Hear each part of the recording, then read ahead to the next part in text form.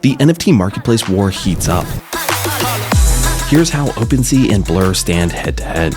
Crypto Twitter is already talking about an NFT marketplace war, and they're not wrong. OpenSea and Blur have been trading punches over the last few months already, but the rivalry intensified with Blur's airdrop in mid-February. For the first time ever, an NFT marketplace is not only challenging OpenSea, but has at least temporarily overtaken OpenSea as the market leader. For a long time, OpenSea was the #1 NFT marketplace. LooksRare seemed to challenge the market leader for a while, but could not sustain the positive momentum after its airdrop. Blur is following a similar yet entirely different strategy. The first key difference between OpenSea and Blur is their respective target audience. While OpenSea was going after everyone, Blur identified whale traders as the key to attacking the incumbent.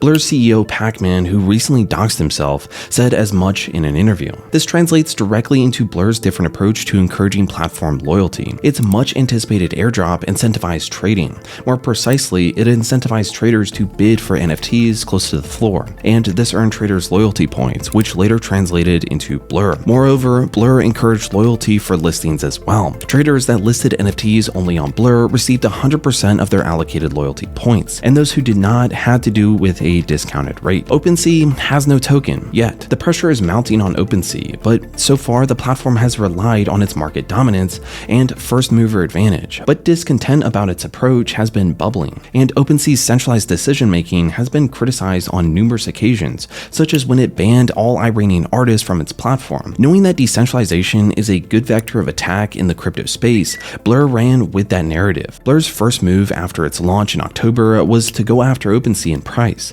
It reduced trading fees to zero and cut royalty fees. OpenSea responded by enforcing a block of all collections listed on non-royalty fee-paying platforms. This stemmed the outflow of value from OpenSea to Blur, but only for a while. Blur eventually found a way to bypass OpenSea's block and set the stage for the great airdrop. The airdrop then was a smashing success. Not only did it generate loads of attention in the space, but it also turned Blur into one of the top protocols on Ethereum. This forced OpenSea's hand, leading to a temporary suspension of royalty fees to defend its market share. In a particularly audacious move, Blur turned the tables on OS, daring creators to block listing on OpenSea to receive full royalty fees. The marketplace wars are well and truly on now. But is Blur a fundamentally better platform than OpenSea? Casual users probably won't see a big difference between the two, but traders and heavy users benefit from a better UX, specifically geared towards them. The situation for OpenSea looks particularly concerning when you compare the latest data of the two platforms. A look at Hildobi's Dune dashboard comparing OpenSea and Blur reveals an interesting development. Blur had been leading OpenSea in trading volume for a while, thanks to the airdrop incentives that caused accusations of wash trading on Blur. However, after the airdrop on February 15th, trading volume exploded on Blur, and this could be due to the second season of the Blur airdrop being underway. By trading on Blur, users can rack up points now, and this, of course, translates into more elevated volumes. And still, the numbers are impressive, especially because it doesn't stop at trading volume. Blur has overtaken OpenSea in weekly trading count, but it's also closing the gap in weekly user count, and fast. Even though a share of trades is wash trading, it looks like Blur is heavily eating into OpenSea's market share. Blur now even leads in royalty fees and royalty paying transactions. Except for unique user count, Blur has now overtaken OpenSea on all metrics. So how sustainable is this? As Nansen notes, the top 100 traders on Blur make up a significant share of its trading volume, and analysts caution that the top traders are farming Blur